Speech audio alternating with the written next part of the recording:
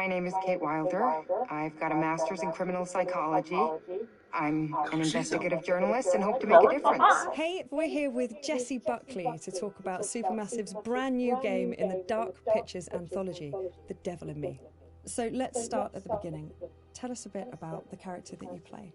I play a character called Kate Wilder, who is a presenter who's part of this documentary team who are doing a show about the serial killer H.H. Holmes.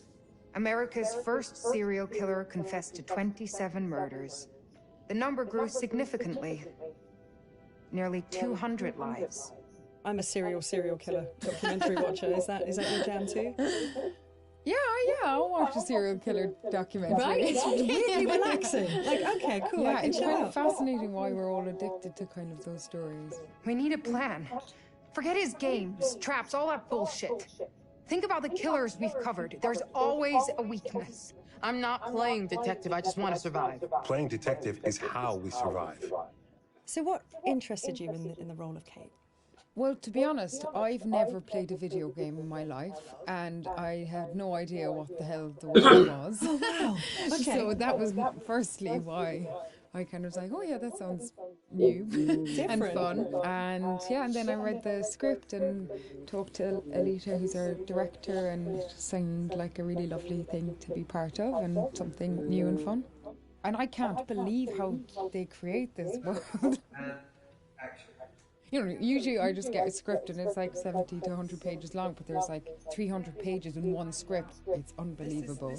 So as you kind of mentioned, the game has multiple branching paths, so your character could end up in any number of situations. What's it like to film a scene, multiple times with different endings? What I've found is like you can only be in whatever strand you're in at that time and figure out the emotion of it at that moment, because then you can offer up something completely different when you go into a different strand. And it's a very immediate experience, which I guess is also what a player will feel when they're doing it as well. So I just kind of try and keep my head in where we are right there at that moment. And if I was trying to think of what was happening in the other strand, it would be a disaster. It must be really hard, yeah, because you kind of have this mapping, I suppose, in your brain of what the outcomes could be, and then just trying to stay in that moment. It's very interesting stuff. So many things can happen to characters in the Dark Pictures anthologies. How do you make sure that Kate is always Kate, no matter what she's kind of faced with? Well, I guess before we started, we did a big read-through with everybody, so it was good to kind of get a handle on who she is in the context of the environment she's in, but also the relationships that are in the world as well. It just kind of reveals itself from the script, and I just kind of let her run free and see what That's so cool, happens to her. Yeah, I don't think anybody has continuity in themselves. I don't anyway. It must be very difficult. Yeah, really difficult. And that's it. I guess it's quite good fun to then go, okay, let's go with this and see where we end up. But I think also Kate lives on the knife edge of she has a genuine obsession and curiosity about serial killers. So there's part of her that's kind of running towards it and part of her that's running away from it, and all of them have come to be curious about H.H. Holmes, but also with that, you're kind of living a real life horror as you're going into this world. So, come on, Charlie. What do we know about this guy? And everybody's fantastic, and they're all such distinctive people, and they all somehow genuinely feel like a crew, you kind of have the kind of riffs. Charlie is thinking. She looks a lot like a temper tantrum. And the new fledgling loves, and then the kind of creeping horror of your life. What are you doing with your life? Sounds familiar. Yeah, I think I've been there at 3 a.m. What is all of this? Okay, so let's talk about the setting that Kate finds herself in. I've heard something about murder castles. I'd like to know more. So the production company that Kate works for, Lonnet Entertainment, they get a mysterious call from a stranger who says that he's basically made a replica of H.H. Holmes' murder castle. Wicked. And invites them to come and document it because he knows that they're interested in serial killers. And Lonnet Entertainment, which is run by a character called Charlie, is kind of hard up, but only Charlie knows that. And so even though Kate is a bit kind of resistant to go because it just feels like another kind of fuddy-duddy thing, they agree to go to this island as one last kind of hurrah. It sounds like absolutely nothing awful is going to happen. It sounds like a perfect setup. I'm going to have a cup of tea. Delightful. Yeah, lovely island. Very nice. Look! Years are the wine that fill the cup of time. So in the game, you've got quite a limited inventory. Which items would you take into the house if you could take anything? I'd probably take, like, I think, look, all these mad people are just in need of a hug. So I'd probably take a bottle of wine and just be like, mate, let's just sit down, have a glass of wine, talk about what's going on here. Charlie's fags. Come here. Have Let's a just fag, calm let's just down. calm down. That's my weapon of choice. I'd kill him with kindness. Well, you can at least start with the wine, and if that doesn't work, you've got the bottle. So, I mean, It's yeah, perfect. You're done. You're done. And if not, I could just drink it myself and have a lovely time. Some kind of belt with 3 or 4 of them attached. Off you go. It's all going to be fine. And if it's not fine, you're not going to know about it. Yeah. Perfect. Good choice. Think it's okay if we pour some wine? God, please do. So you've mentioned the chase scene with the other girls. Was that fun? That genuinely was fun to be running and scared and all of that? Yeah, it's always fun. I mean, I think everything's kind of fun. So, thank God it's not something that happens regularly in your real life. So when you get to be part of something where it's super heightened and surprising and otherworldly things can happen, and you've got these 2 excellent kind of birds beside you who are like fighting off the demons, and you're genuinely scared and you're kind of doing it together. It's it's brilliant. Move your ass! Go! I've been around mocap. I've seen mocap. It fascinates me. What was that like? And more so, what's it going to be like to see your face in a video game? To wear a mocap is like, I mean, you just feel like you've got a huge nose because you've got this cycling helmet on, but then it has a huge beak at the end where there's a camera.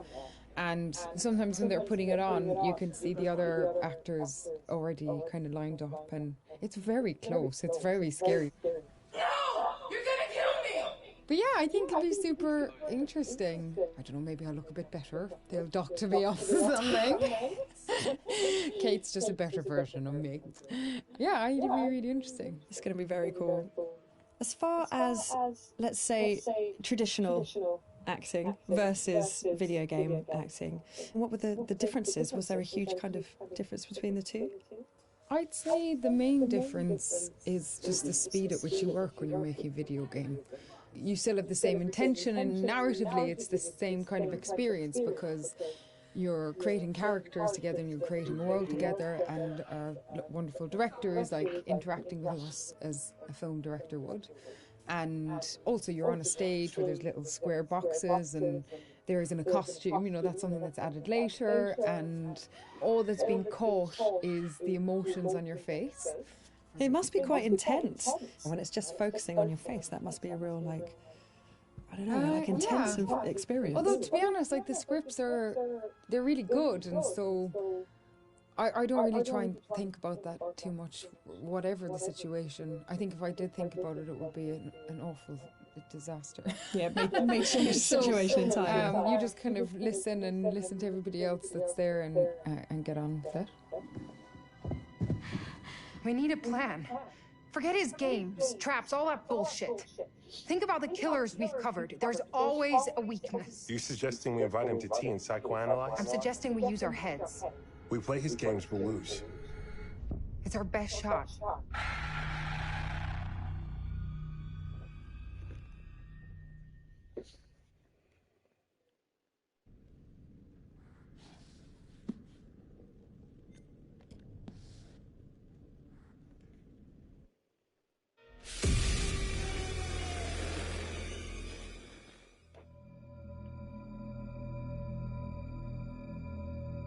torture chambers, secret passageways, vats of acid, and deadly vaults. In 1895, Chicago police unearthed horrific evidence of torture and multiple murders at the sprawling castle of H.H. Holmes. Masquerading under the guise of caring doctor, kind husband, and prominent businessman, H.H. Holmes was a contemporary monster, designing his buildings solely for the disposal of human bodies. Torture Doctor, Monster of 63rd Street. H.H. Holmes was America's first serial killer.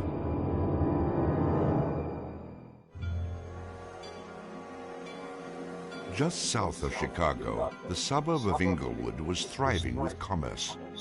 The train station itself had 9 leading lines of railway and over 100 trains stopping there every day. No other suburb of Chicago had this luxury. Dr. Henry Howard Holmes, pleasure to meet you. Arriving in Chicago, Holmes finds work immediately at the E.S. Holton drugstore, located at the southeast corner of 63rd and Wallace in Englewood.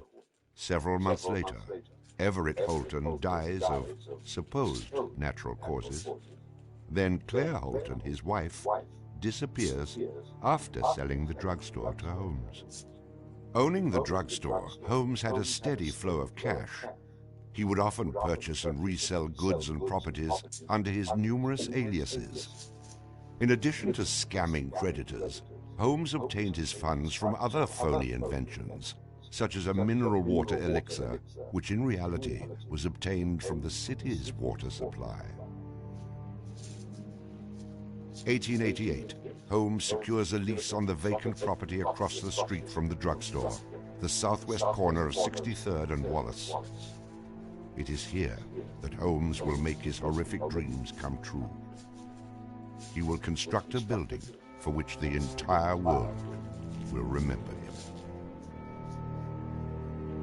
Fantasies start very young, and so what he did then was he took a step furtherance of his fantasies to make it reality.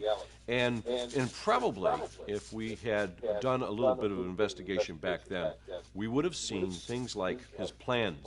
But not just plans for a building, because we'd expect to see architectural plans, but plans for his torture rooms. For the suburb of Englewood, the building Holmes is erecting at 63rd and Wallace is a massive construction project. Day after day, passers-by stop to gaze at the spectacle of the many laborers working together to create a magnificent new edifice in their neighborhood. Englewood residents were so impressed with the massive building that they named it the Castle. From its outward appearance, it seemed rather normal. But like the duality of Holmes, the exterior and interior of the building were extremely different. Holmes himself was the architect of the building. He was the only one who knew its design. There was this constant turnover of workers on the building. He would hire a mason to put in a wall and then fire the guy, or hire somebody to put in part of a staircase and then fire him. And there seemed to be several very sinister reasons behind that. One was he managed not to pay a lot of these people because he was always claiming that they were doing incompetent work. But the other, much more insidious reason was that no one except him really had a clear idea of what the structure of the interior of the house was. He had a huge bank vault installed in one of the rooms. And the way he did it was he put the vault in first while the building was under construction, and then built the room around it. And he bought this thing on credit and then refused to pay for it. The bank company said they were going to repossess the vault. Holmes said, well, come on in and do, but if you damage my building in any way, I'm going to sue you for everything they're worth. The bottom floor of the castle housed a pharmacy, jewelry store, barber shop, restaurant, and a blacksmith shop. Behind this innocent facade was a Gothic house of horrors, designed by the mind of a monster.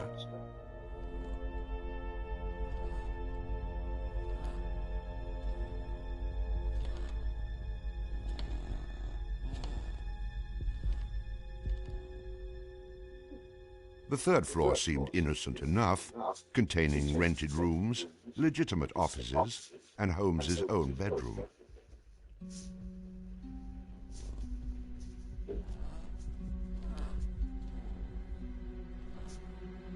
But it was the second floor that contained 35 rooms, many specifically designed as killing chambers.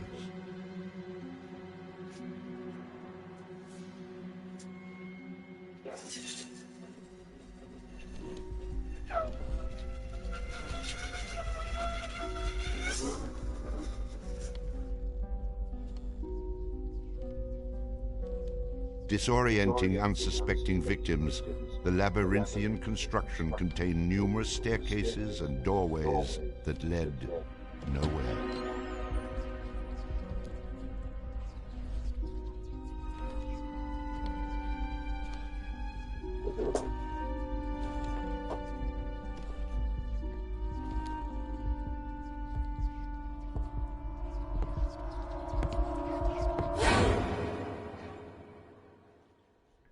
For a quick method of hiding a victim's body, a concealed greased chute and trapdoor led directly into the basement of the castle.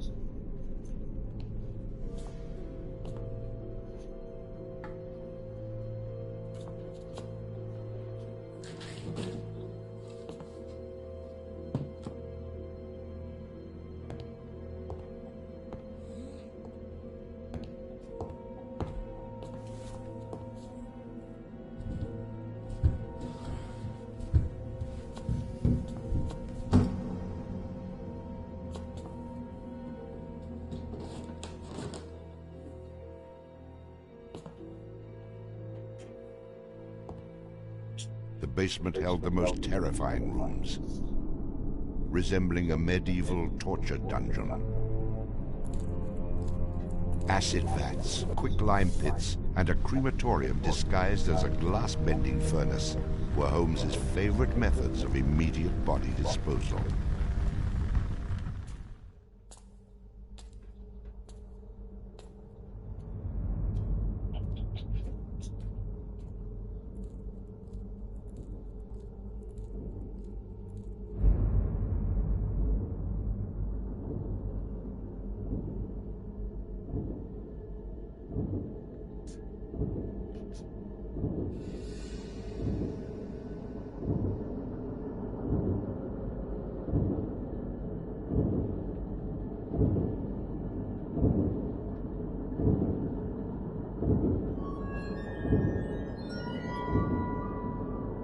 After cleaning and mounting their bones, Holmes would profit from his victims by selling their skeletons to local medical schools and universities. Holmes would make a killing in Chicago, financially and literally.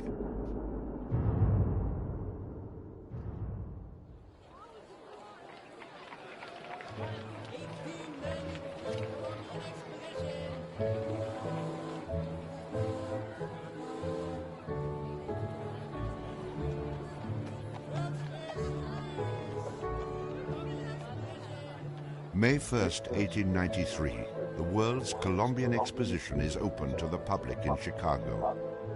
Spanning 600 acres, sprawled out along beautiful Lake Michigan, the magnificent fair is a monumental sight to behold. Over 20 million people from around the world would attend the dazzling World's Fair between May 1st and October 30th, 1893.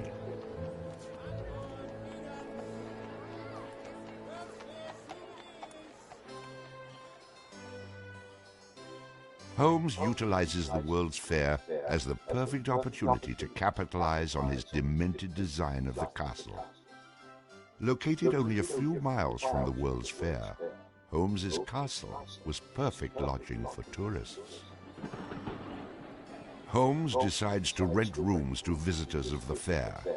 He entirely renovates the upper floors of the castle, bringing in the most modern furnishings and luxuries, all purchased on credit, which Holmes had no intention of repaying.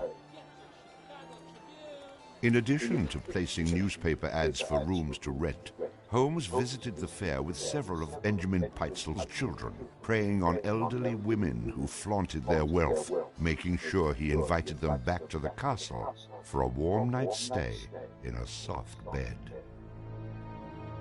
They're not calling their relatives, telling them where they're at. They just know that they're going to Chicago to see the Columbian Exposition.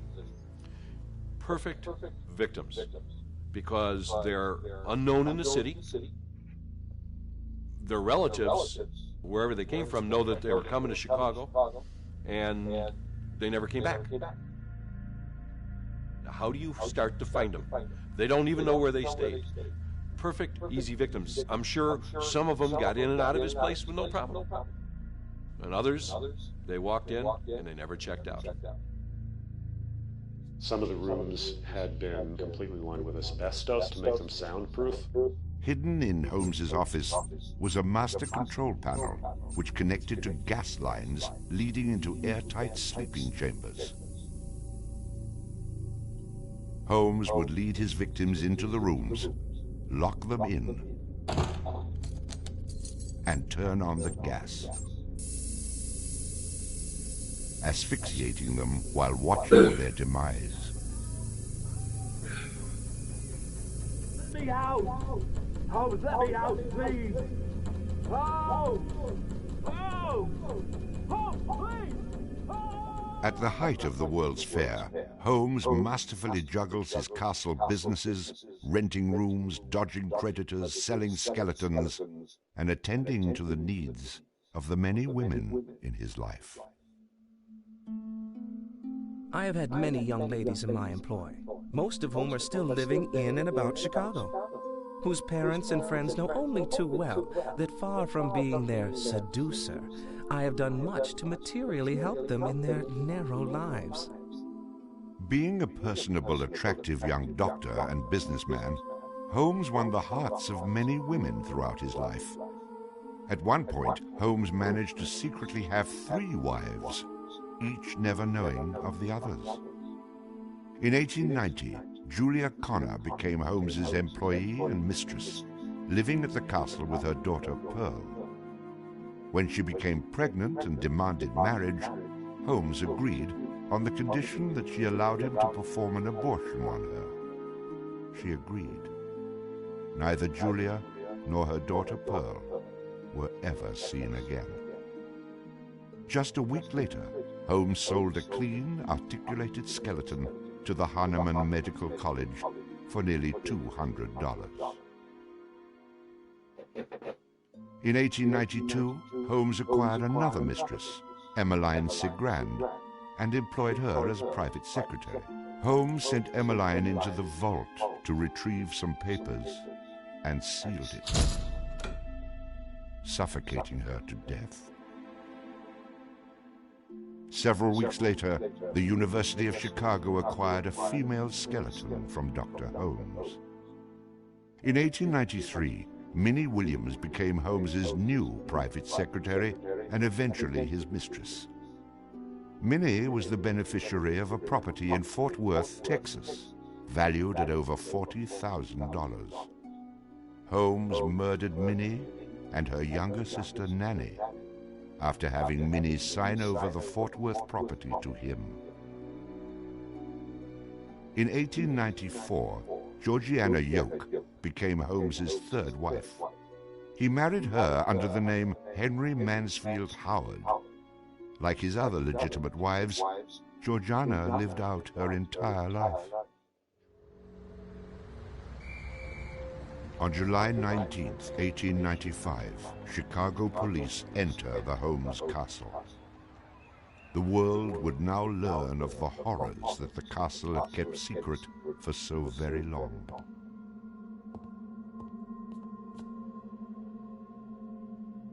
As disoriented detectives and police searched the upper floors of the castle, the true depths of Holmes's evil were waiting in the basement.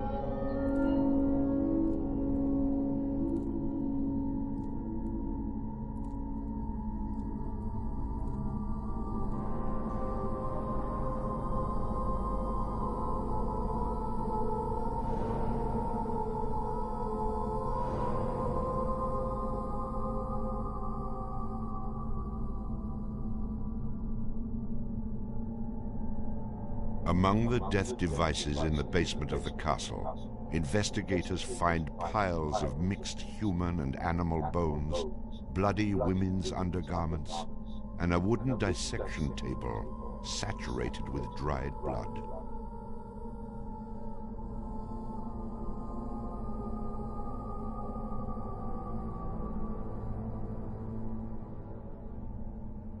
Chicago police were inundated with names of people reported missing from the World's Fair. 50 missing people were eventually traced to the Castle of Horrors. The evidence, blood and bones found in the basement posed a problem for 19th century criminal investigative techniques. It was very difficult to go and identify even the bones as being human in origin, because with the very small fragments you didn't have enough of the identifying characteristics to be able to make that ID.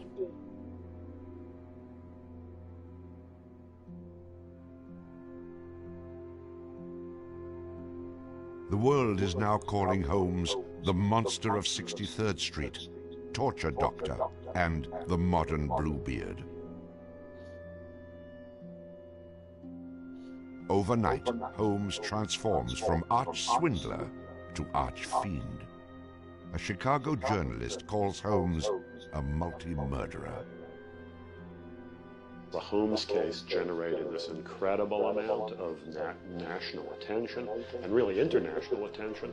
Really, in his own time in America, Holmes was much more notorious and more widely known than Jack the Ripper, who was a contemporary of his. Then as now, people were very, very fascinated to sort of visit the sites of these terrible crimes. And his castle became a kind of tourist site. And there were various people who wanted to take it over and turn it into a kind of a murder museum. And then, just before some impresario was about to make it again into this tourist attraction, it burnt down. Somebody burnt it down. I mean, it could have been, who knows, some outraged citizen who didn't want this to become some very morbid tourist attraction.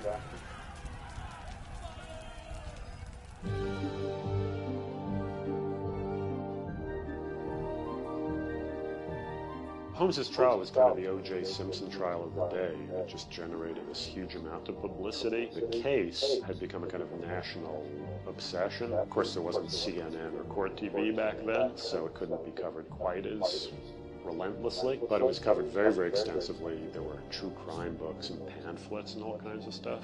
And Holmes himself had become a sort of folk figure almost, you know, the sort of national boogeyman.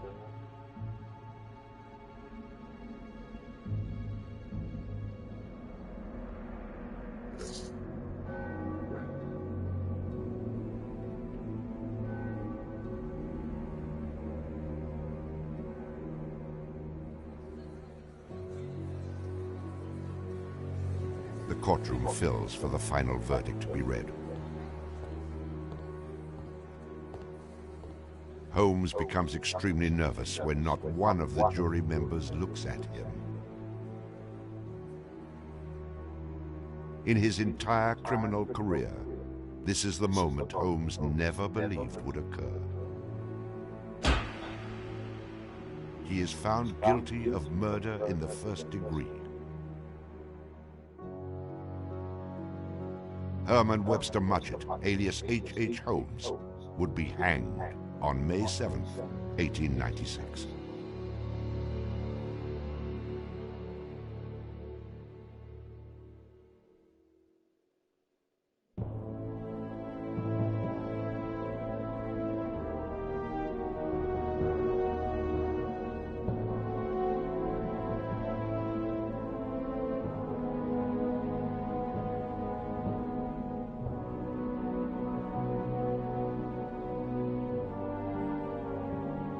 While Holmes was in jail, awaiting the execution of the sentence, he was made an offer by William Randolph Hearst, supposedly for a significant amount of money, to provide his about a half a dozen completely self-contradictory versions of his crimes. Clearly at this point felt he had nothing to lose. He was going to die anyway. In this confession, he did a complete about-face and portrayed himself as the worst monster who ever lived. He just basically confessed to every crime anybody had ever suspected him of and threw in a few more for good measure. He's reliving the fantasies after the fact now. He's reliving the fantasies of things that he did. She was very willing to do this and prepared to leave the vault upon completing the letter, only to learn that the door would never again be opened until she had ceased to suffer the tortures of a slow and lingering death. The partial excavation in the walls of this room found by the police was caused by Latimer's endeavoring to escape by tearing away the solid brick and mortar with his unaided fingers.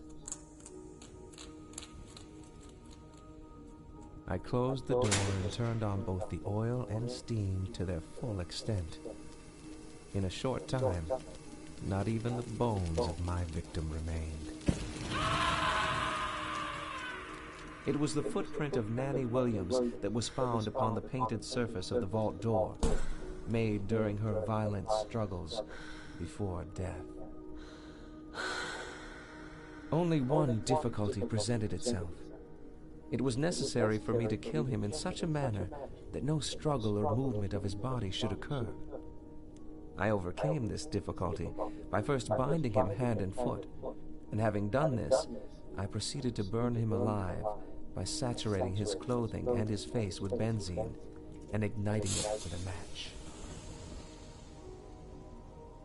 As soon as he had ceased to breathe, I cut his body into pieces, and by the combined use of gas and corn cobs, proceeded to burn it with as little feeling as though it had been some inanimate object.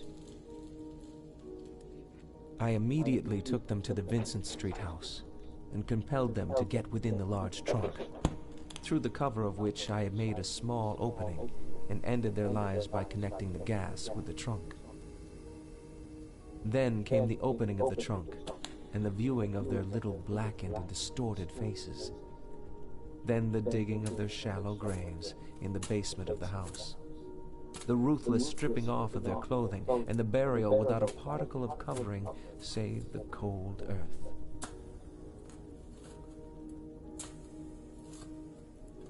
I am convinced that since my imprisonment, I have changed woefully and gruesomely from what I was formerly in feature and figure.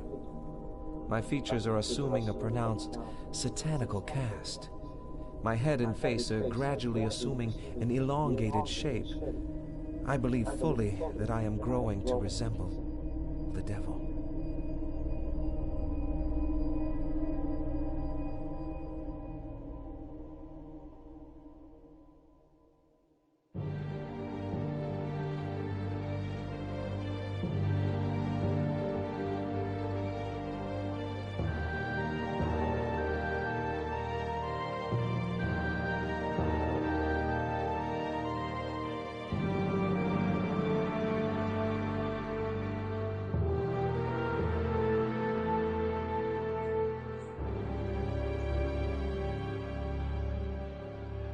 On the gallows, just before he died, he recanted.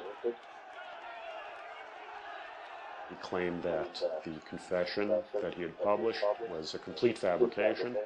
The extent of my wrongdoing in the taking of human life consists in contriving the killing of 2 women that have died at my hands as a result of criminal operations. That is all I have to say.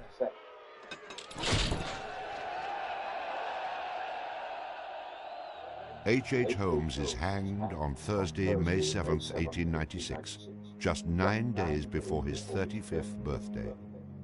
At 10:25 a.m., he is pronounced dead.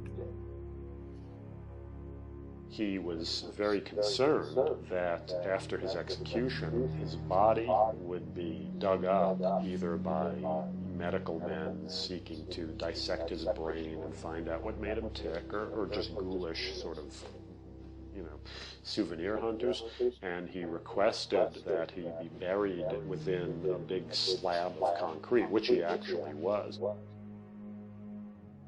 One of the things about Holmes is that nobody knows for sure how many people he actually killed. Although in my researches, which were pretty, I feel, thorough and extensive, it seemed very clear to me that he murdered at least 9 people. There have been stories that he killed 50, 100, countless people, particularly in Chicago at the height of the World's Fair.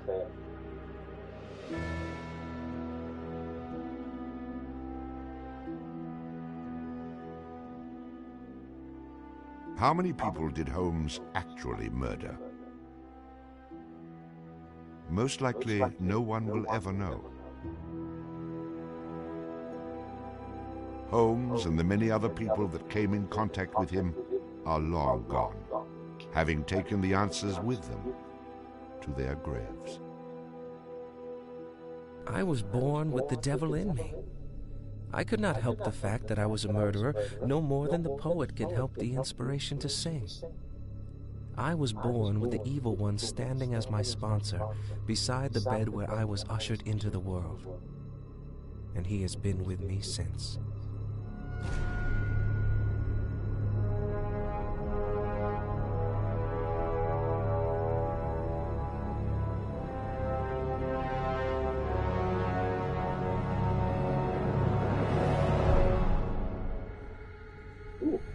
Pretty good.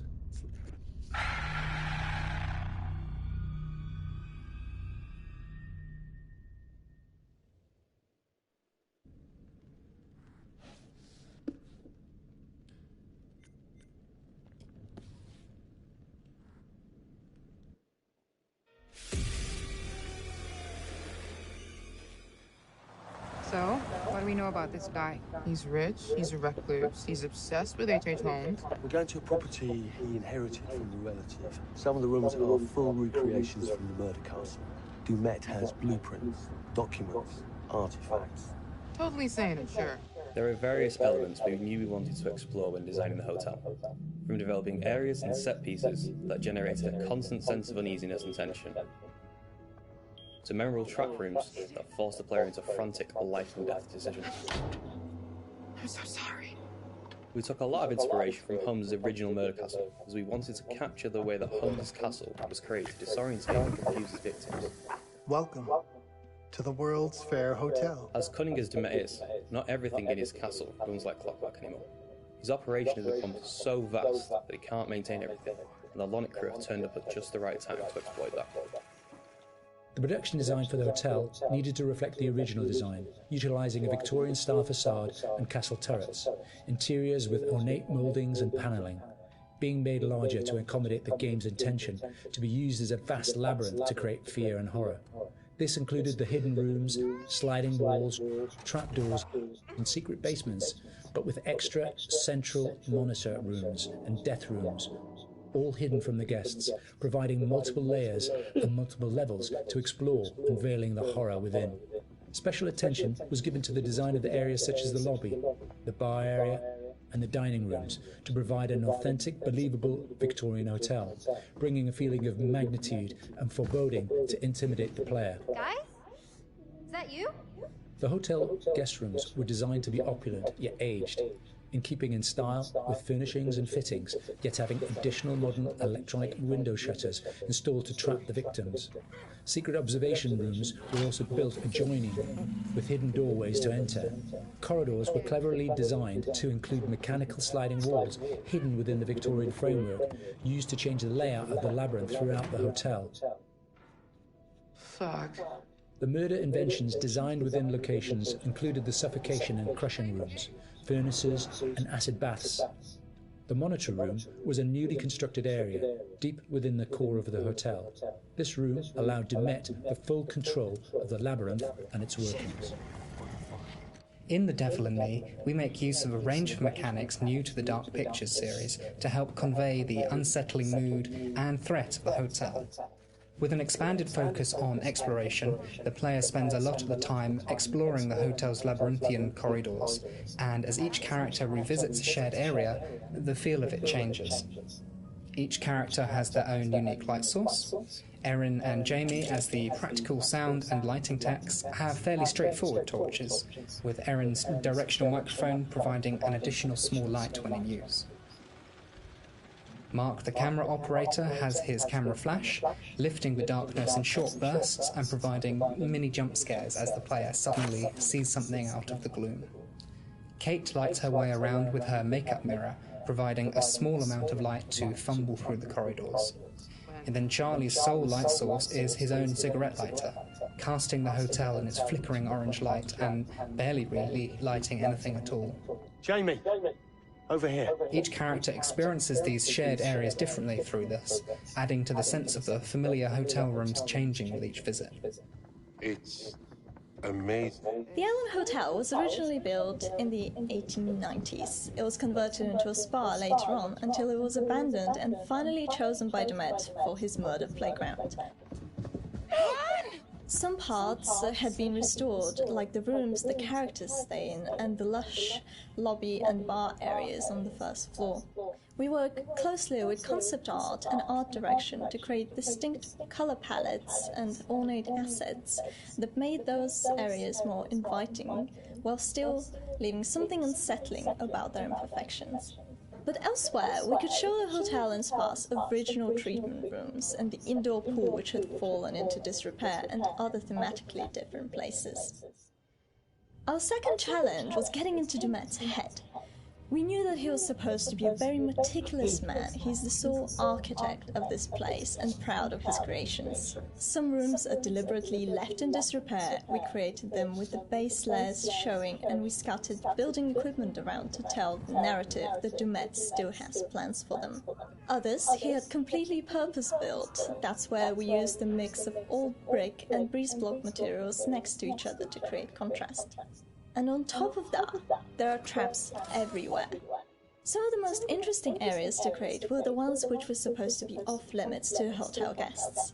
We wanted to show the stark contrast of his personal space versus the one he hunts people in. The team went as far to even design Dumet's handwriting, and we used that on boards and documents to show more of his personality. There's storytelling in every small detail. Lighting in Divinity is a bit different from the previous Dark Picture games, since we have more explorations and more playable areas in the game for players to freely explore.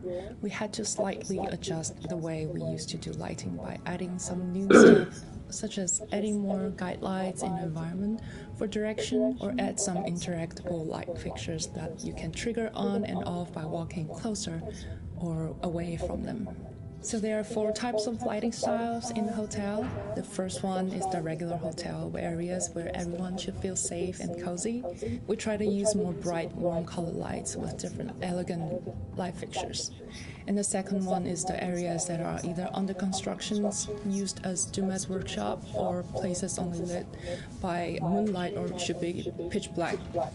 We used cooler temperature lights or even blue lights for these kind of areas with very low light intensity and very heavy volumetric fog to enhance the claustrophobic vibe and to elevate the tension.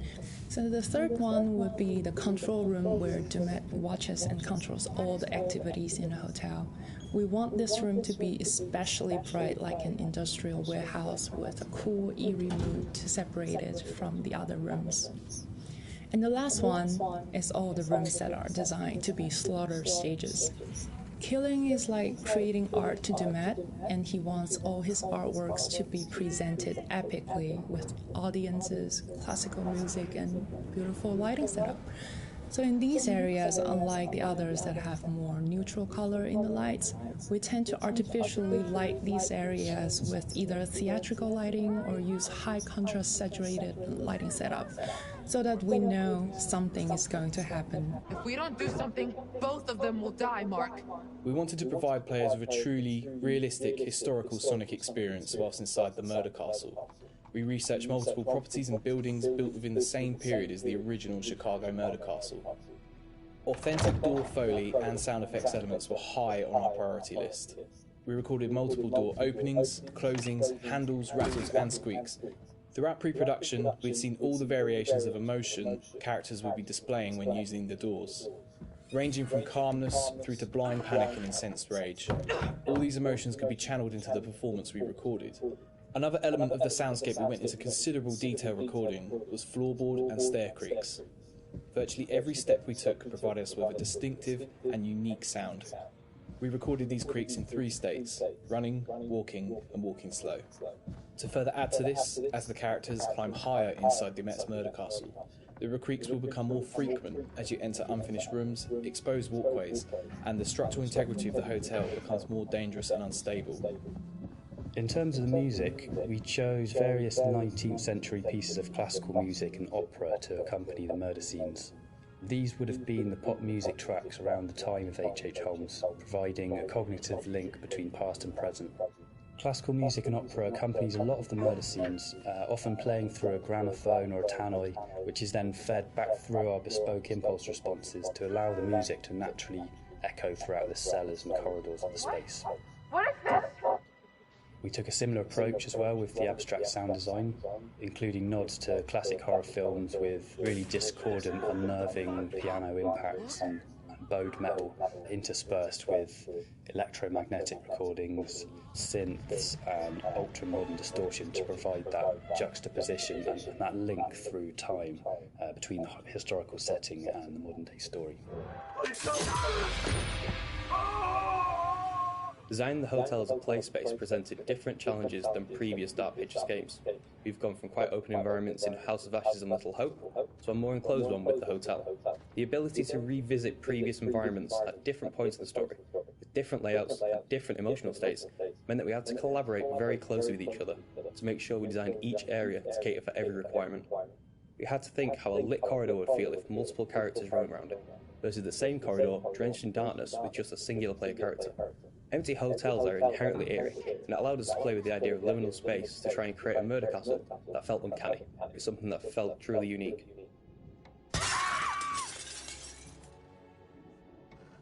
It's me! Get in here! Jamie?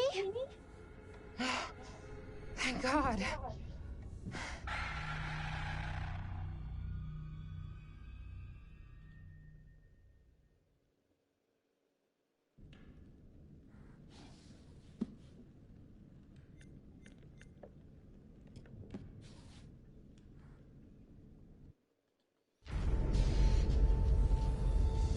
What's up, my people? It's Joe Morello here with another podcast talking about the beautiful thing that we like to call murder. As ever, I'm joined on the show by my wife. Hi, Michelle. Hello, Joe. Hello, listeners. What wicked delights do you have waiting for us on the coroner's slab today, Joe? I'm glad you asked that, Michelle, because we're going to go deep with this one as we talk about the Shoe Shine Killer. A new killer on the block. And we have a cameo appearance from your friend and mine, Manny Sherman, the Beast of Arkansas. What a lineup. That's right. This is a case that's going to blow the listeners' minds, because I believe, and I'm just putting it out there, that maybe, just maybe, local law enforcement got this one wrong. Sounds like a great show. You got it. But before we dig a little deeper and get to the juicy bits, I want to introduce a very important character in this story. FBI Special Agent Hector Monday. Let's take everyone back to Wednesday, January 15th, 1997, when Chester Bell of the FBI reported how Hector Monday and his team had apprehended the Beast. Good morning to you all. I'm Chester Bell, Assistant Director at the Federal Bureau of Investigation. At approximately 0530 local time, a team led by Special Agent Hector Monday and supported by law enforcement officers conducted a raid of a motel room just outside Birmingham, Alabama, to apprehend Manny Sherman, the man known as the Beast of Arkansas. Using state-of-the-art psychological profiling techniques, Special Agent Monday and members of his task force not only identified their suspect, but predicted his movement with unerring accuracy. I'm delighted to say, we have our man. Now, I've got something here that's going to put a different slant on this case altogether. What is it? I've managed to get in my possession extracts from the interview sessions between Agent Monday and Manny Sherman. No way! How do you keep getting hold of stuff like this? I have my sources, but I can't reveal them, not even to you. These tapes are being played for the first time anywhere in the world outside the actual interview room. Are you ready? I think so. Play the tape. Manny Sherman, born January 1, 1956. Come on. You know all this. What do you want? What's this? Huh.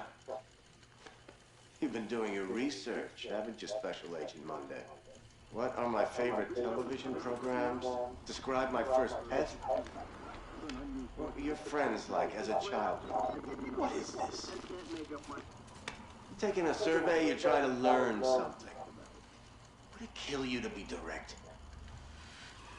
You wanted to know what inspired me? As if I wasn't an original? Well, maybe there was one man I found myself a little fascinated by. Henry Howard Holmes. Why?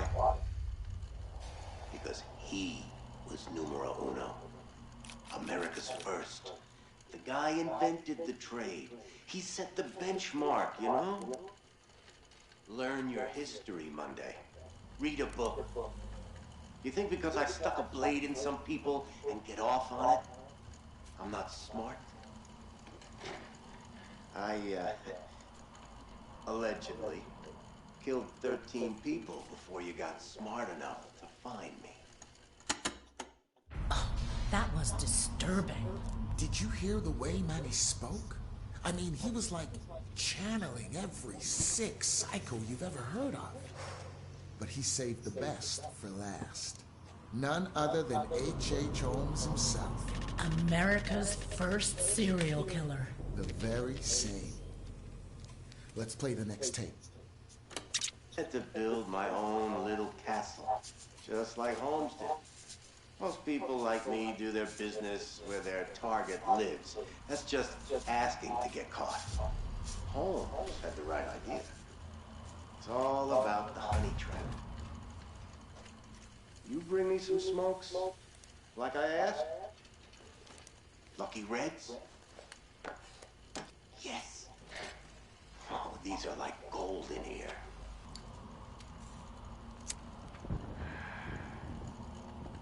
Damn, that's good. So yeah, the honeypot. Holmes built a hotel about a mile from the World's Fair and called it the World's Fair Hotel, and bought ad space in papers alongside ads for the expo. Rubes from far and wide assumed it was the official hotel. Ma and Pa Kettle. Take a train in from Nebraska. Takes 3 days. They roll up into that joint ready to rest, get to their room, and whoops, what do you know? Holmes had a gas pipe hidden under the bed and poisons them. Maybe he pulls a trap door on them. Maybe he separates them and makes one watch through a window while he slits the other's throat. That's the advantage of a honeypot. No shortage of targets. That's why I picked all those houses north of the airport. That whole neighborhood was scheduled for demolition, and yet all those lovely realtor ladies must not have gotten the memo. Call up as a contractor. Tell them I'm flipping. Have them meet me out there. And look at that. We're the only two people for miles. The first couple times I'd wait for a plane to fly over just to hide their screams, but after a while I realized they could scream as loud as they wanted. No one was going to hear a thing. That's what I remember most. Those screams. You can try to understand why I am the way I am. You can forensic science up all the data you want. But you'll never know. You'll never know, Monday. You'll never really know how it feels when you watch the fire burn out of somebody. After capturing Manny Sherman, our man Monday was suddenly the hottest ticket in town. He couldn't go anywhere without someone wanting to throw a case his way. Everyone loves a winner. Let me lay this out for you. On September 3rd, 1997, the local PD found the mutilated body of an unidentified man in his early 50s behind an apartment block in the South Loop district of Chicago. Then, 2 weeks later, another body washes up on the East Pilsen River. With the exact same modus operandi, local law enforcement realized they were dealing with a serial killer. They needed help. So in the late fall of 1997, Agent Monday found himself in the Midwest heading up an investigation that would soon become synonymous with his name. Let's hear from Field Agent Danny Haywood on his first impressions of meeting with Agent Monday. I first met Agent Monday on October 12th, 1997 at O'Hare Airport when I was assigned to welcome him off the plane. I'd actually met him once before at a lecture on criminal behavior given a few weeks prior here in Chicago, but I doubt he remembered me from that. I was pretty nervous as the new kid on the block. I was just out of training, and I'd been assigned to drive around this big shot criminal profiler who just cracked the Arkansas case, which was all over the national newspapers. My first impressions were that he was tough. You hear that, Michelle? Actually met him once before at a lecture on criminal behavior given a few weeks prior here in Chicago. That puts Monday in Chicago at the time of the original killings. Exactly. Okay, dial back a few weeks to the summer of 1997. Agent Monday is in a tiny interrogation room in Birmingham, Arkansas, conducting his psychological investigation into Manny Sherman. But he's doing more than that. He's picking Manny's brains, learning from him, being challenged by him. Let's play tape number 3. A whole carton this time. You trying to get on my good side or something? Yeah, I think I'll save you. What, no question? What's going on with you, Monday? You seem different.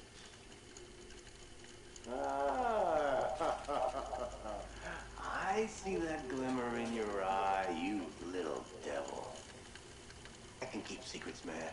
We all have them. That prosecutor is trying to get numbers out of me. Know that? Of course you know that. Numbers.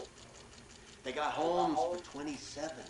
But we know he was closer to 200, right? Can you imagine that? I wish I'd had the time to try and beat that. Sure, they know about those nice realtor ladies. They got families, after all. But the numbers the DA is asking me about, I think he knows there's some people out there, rejects, misfits, the kind of people that when you see them coming, you look the other way. Does anyone notice if they go missing? My father always told me to leave my mark on the world. I never knew what he meant by that. Not until I watched that first girl bleed out. I call it art. That's my signature on society. It's not murder. It's an aesthetic response to what this world has made me.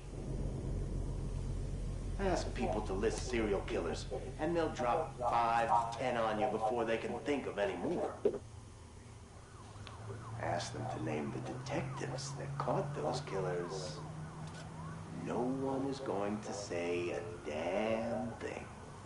No one knows. No one cares. No one makes movies about them. No one puts their faces on t-shirts. No one gives a shit.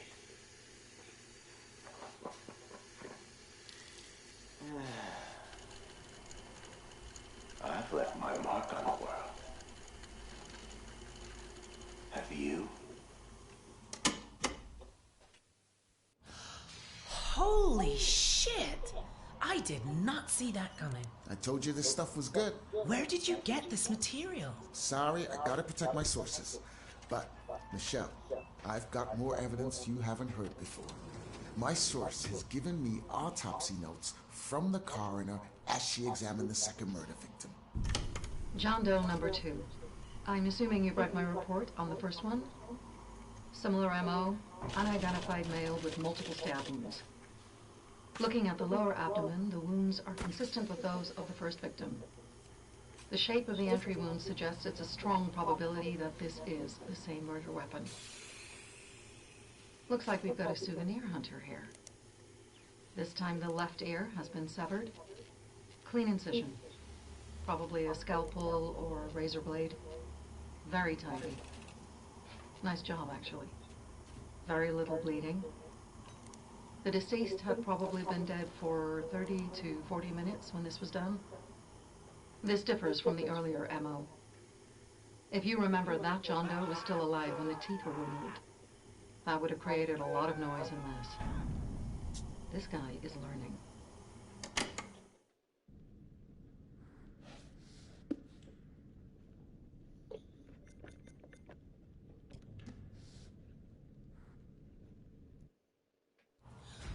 Oh my God, that's gruesome. Right? Investigating violent crime is gruesome. It's stressful and it can get to you. Agent Monday started seeking professional help. We have here a transcript from one of the sessions Monday attended with Dr. Isabella Garcia. Michelle, will you grab that piece of paper over there and read it for us? Sure. Psychological assessment conducted by Dr. Isabella Garcia. Patient name, Monday, Hector. Behavioral observation. Hector arrived at our scheduled appointment 24 minutes late. Once we sat down and began the session, he struggled to maintain eye contact. He found it difficult to articulate his feelings and was terse and guarded throughout. Hector has been working long hours and, as a result, isn't sleeping well. Hector spoke about his recently deceased mother and displayed evidence that he hasn't yet fully come to terms with her death. I strongly recommended a course of antidepressants, but he is resistant to this idea, believing that it would have a detrimental effect on his capability with regards to his current investigation. Hector describes his work in immaculate detail, and contrary to earlier in the session, his thought content is both coherent and logical. He is displaying an unhealthy obsession with his work, but his recent bereavement may be the underlying issue. So what do we know? Agent Monday is at his lowest point. He's struggling with the case, and he's being guided in his actions by a convicted mass murderer. This one is really going to give our listeners something to remember. It's the fourth and final meeting of Agent Hector Monday and the Beast of Arkansas, Manny Sherman. Hold on to your hats. This one is going to get tasty. You want to know what it means to be a killer? You ever been to the Art Museum downtown? They got this painting by a guy, I forget his name, famous painter. He did portraits of slaughtered cows hanging on hooks. You take a normal person into a slaughterhouse, and they will puke their guts out. You make it into a painting, and suddenly it's art. There's no difference between the two. No, not really. Don't look at me like that. You know I'm right. You get it. I know you get it. You got to do something that matters. Make people feel something they've never felt before. Shatter the illusion that any of us are really in control. Think of the most profound thing you've ever done. The most beautiful thing you've ever created. And I promise you, it's nothing compared to watching the life bleed out of someone. To see the fear in their eyes. To feel them pawing at you for release. To hear them pleading, begging. That moment when someone realizes they are at their end. That's when you feel it. That's true art. That's what you have to be. An artist. A sculptor. An architect.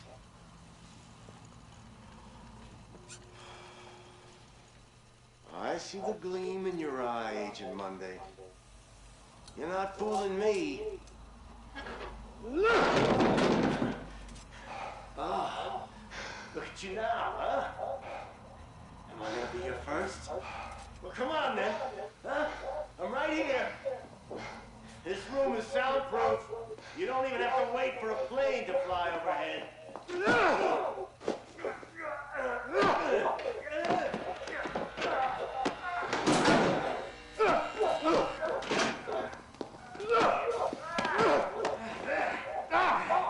There you are. I see you now. Not bad at all. Bare hands can feel good, huh? But the blade makes for such a prettier picture. You've got potential, Agent Monday. If you truly want to be an artist. Monday flipped? And what was all that stuff about being an artist? That's how Sherman saw himself. He was a killer. Which is why we covered him in episode 117, Michelle. Okay, just listen to this. On June 17, 1998, neighbors reported hearing screams coming from Agent Monday's apartment. I've managed to get hold of the actual audio from the body mic worn by the first responder who answered the call. Chicago Police, Mr. Monday, this is Chicago Police. Can you open the door, please? Mr. Monday, I'm Officer Stanley with Chicago Police Department. Can you hear me, sir? Agent Monday? Fuck! Oh, dispatch, this is Officer Stanley. I need assistance at 8 West 50th Street, requesting immediate backup. I'm in Agent Monday's apartment. There's blood everywhere, and a body. I need immediate support. I think...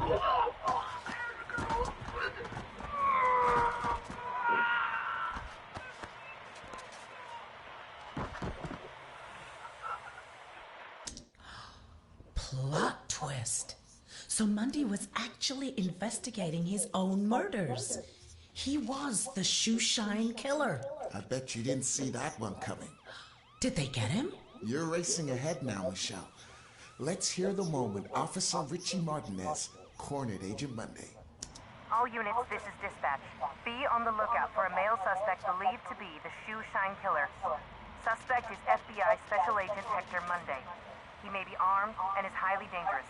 Dispatch, this is Officer Martinez. I found Monday's car, requesting backup. Officer Martinez, what's your location? A warehouse on Park Avenue, Fulton River. Looks abandoned. Officer Martinez, backup on its way. Hold your position. Copy that. Shit! He's seen me! Officer Martinez, hold your position. Shit! We have a situation. Dispatch, the building's on fire. Fire department on their way. He's still in there. You read me? Copy. He's still in there. Monday got sloppy with his car? Maybe. Or maybe Monday wanted that police officer to find it. Well, I don't get it. He knew the roads were being watched. His car would have been pulled over the moment he left the city. So he needed another way out. Let's hear how Chicago AM reported events in their morning bulletin. Good morning, Chicago. We begin today with some breaking news. Chicago police today confirmed the body of a man found in a fire at an abandoned warehouse in the Fulton River District to be that of missing FBI agent Hector Monday. Monday has been identified as the shoeshine killer, whose recent killing spree struck fear into the hearts of locals in and around Chicago. A spokesperson for Chicago PD confirmed Monday murdered 4 victims, including yesterday evening police officer Patrick Stanley, a dedicated veteran of 22 years. The fire was brought under control shortly before 5 a.m. this morning. The body recovered at the scene was burnt beyond recognition, but police identified Monday from dental records. So, that was the end of Special Agent Hector Monday. Whoa, hold your horses. You think it's so difficult to forge dental records? Monday was a teeth puller, remember? He probably had a collection. And he was a highly motivated FBI field agent. You think he faked his own death? I don't know. But this case has one more twist. On February 16th, 2001, there was an incident at the Chicago PD Evidence Management Facility. Michelle, can you grab that report next to you and read it out for our listeners? At 0600 hours, I, Officer Frank Hooper, discovered that one or multiple individuals had gained unauthorized access to the evidence room at 1612 West State Street. Among the missing items were assets recovered from the apartment of former FBI agent Hector Monday, including books, clothes, notes, surgical tools, and dental equipment. Wait. Keep reading. We are currently running with the theory that this was the direct result of souvenir hunters looking for a piece of memorabilia from the case. End of report. Interesting, right? He set the whole thing up. In that list of stolen items, reportedly, was a piece of paper with a list of names. Aliases? What are you saying? I'm not saying anything. I'm just putting it out there. You think Agent Monday is still at large? Well, if he is, maybe he can call into the show and let us know. Our lines are open. Well, that's all we have time for this podcast. We're taking a short break for a certain anniversary trip next week, but we'll be back after that for more murderous content to delight you all. Until then, this has been Michelle Morello. And I've been Joe Morello. Thank you for listening. Please like this podcast and hit the subscribe button, or I'll send Michelle over to brutally kill you all. I have an axe at the ready. This is Joe Morello saying be safe, don't split up, and keep looking behind you. Good night. Good night.